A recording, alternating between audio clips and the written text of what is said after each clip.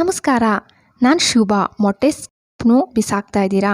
ಇನ್ಮೇಲೆ ಈ ವಿಡಿಯೋ ನೋಡಿದ್ರೆ ಖಂಡಿತ ನೀವು ಬಿಸಾಕಲ್ಲ. ಮೊದಲನೇ ಟಿಪ್ಸು, ಒಂದು ಬಟ್ಲಲ್ಲಿ ಸ್ವಲ್ಪ ನೀರು, ಶಾಂಪು ಒಂದು ಸ್ವಲ್ಪ ಹಾಕ್ಕೊಂಡಿದ್ದೀನಿ, baking soda 1 table spoon, liquid ಒಂದು ಸ್ವಲ್ಪ ಹಾಕ್ಕೊಂಡಿದ್ದೀನಿ. ನೀವು ಸರ್ವ್ ಬೇಕಾದರೆ ಒಂದು ಸ್ವಲ್ಪ ಸರ್ಪೆ ಹಾಕ್ಕೋಬೋದು. ಚೆನ್ನಾಗಿ ಮಿಕ್ಸ್ ಮಾಡ್ಕೊಳ್ಳಿ. ಚೆನ್ನಾಗಿ ಮಿಕ್ಸ್ ಮಾಡಿಕೊಂಡು ಇದರೊಳಗಡೆ ಒಂದು ಸಾಕ್ಸ್, ಹಳೇದೊಂದು ಸಾಕ್ಸ್ ಹಾಕ್ಬಿಟ್ಟು ನೀರೆಲ್ಲ ಹಿಂಡ್ಬಿಟ್ಟಿದ್ದೀನಿ.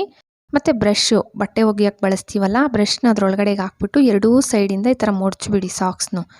ನಾವು ಚಾಪೆ ಬಳಸ್ತಾ ಇರ್ತೀವಲ್ಲ, ಈ ಮಳೆಗಾಲದಲ್ಲಿ ಬಿಸಿಲಿಲ್ಲ ಅಂದಾಗ ಮಕ್ಕಳೆಲ್ಲ ತುಂಬ ಗಲೀಜು ಮಾಡಿದ್ದಾರೆ, ವಾಶ್ ಮಾಡಬೇಕು, ಬಿಸಿಲಿಲ್ಲ ಆ ಟೈಮಲ್ಲಿ ನೀವು ಈ ಥರ ಮಾಡ್ಕೋಬೋದು. ನೋಡಿ, ಈ ಬ್ರಷಲ್ಲಿ ಈ ಥರ ಉಜ್ಜುತ್ತಾ ಇರಬೇಕು. ಇದಕ್ಕಿರೋ ಗಲೀಜೆಲ್ಲ ಧೂಳೆಲ್ಲ ನೀಟಾಗಿ ಬಂದುಬಿಡುತ್ತೆ.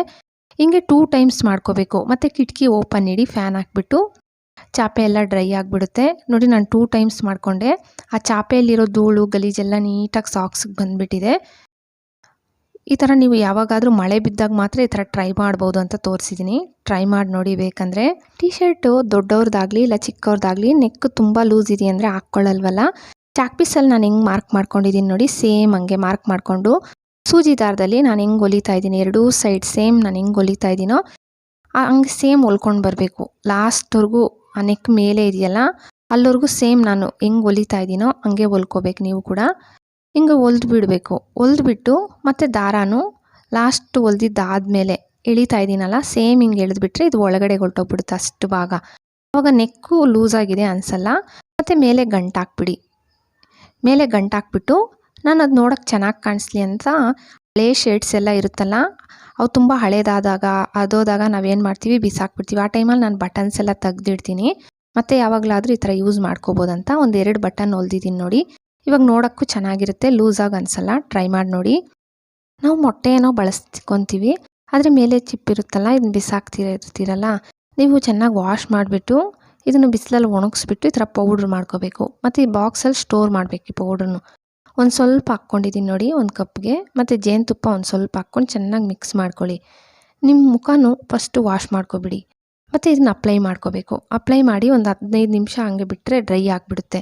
ಇದನ್ನು ನೀವು ಒಂದು ವಾರಕ್ಕೆ 1 ಟೈಮ್ ಹಿಂಗೆ ಅಪ್ಲೈ ಮಾಡ್ಕೊಂಬಂದರೆ, ಇವಾಗ ನಮ್ಮ ಸ್ಕಿನ್ ತುಂಬ ಲೂಸ್ ಆಗಿಬಿಟ್ಟಿದೆ, ಫೈನ್ ಲೈನ್ಸ್ ಜಾಸ್ತಿ ಆಗ್ತಾಯಿದೆ, ಸ್ಕಿನ್ ಸ್ವಲ್ಪ ಡಲ್ ಆಗ್ತಾಯಿದೆ ಅನ್ನೋರು ಇದನ್ನು ಅಪ್ಲೈ ಮಾಡಿ ಮತ್ತು ನೀರಲ್ಲಿ ವಾಶ್ ಮಾಡ್ಕೊಬಿಟ್ಟಿದ್ದೀರಂದರೆ ನಿಮ್ಮ ಸ್ಕಿನ್ ಬೇಗ ಟೈಟ್ ಆಗುತ್ತೆ, ಫೈನ್ ಲೈನ್ಸ್ ಕೂಡ ಕಮ್ಮಿ ಆಗುತ್ತೆ. ಬೇಕಾದರೆ ಟ್ರೈ ಮಾಡಿ ನೋಡಿ. ಮತ್ತು ಇದೇ ಪುಡಿನೇ ನೀವು ಸ್ವಲ್ಪ ಪೇಸ್ಟ್ ಜೊತೆ ಮಿಕ್ಸ್ ಮಾಡ್ಕೊಬಿಡಿ. ನೀವು ಯಾವ ಪೇಸ್ಟಲ್ಲಿ ಬ್ರಷ್ ಮಾಡ್ತೀರಲ್ಲ ಆ ಪೇಸ್ಟ್ ಜೊತೆ ಈ ಪುಡಿನೂ ಮಿಕ್ಸ್ ಮಾಡ್ಕೊಂಡ್ಬಿಟ್ಟು ಬ್ರಷ್ ಮಾಡ್ಕೊಳ್ಳಿ.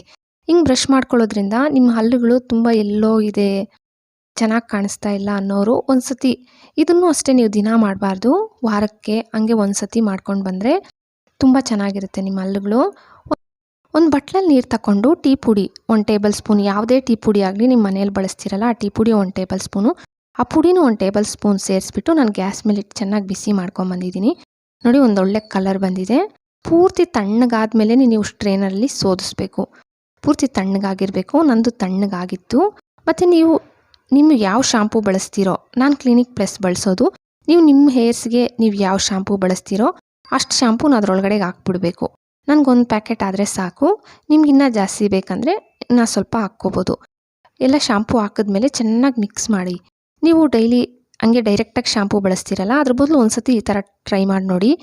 ನಿಮಗೆ ಏರ್ ಫಾಲ್ ಕಮ್ಮಿ ಆಗುತ್ತೆ. ಮತ್ತು ಇದರಲ್ಲಿ ಕ್ಯಾಲ್ಶಿಯಂ ಜಾಸ್ತಿ ಇರುತ್ತೆ ಮೊಟ್ಟೆ ಚಿಪ್ಪಲ್ಲಲ್ವಾ.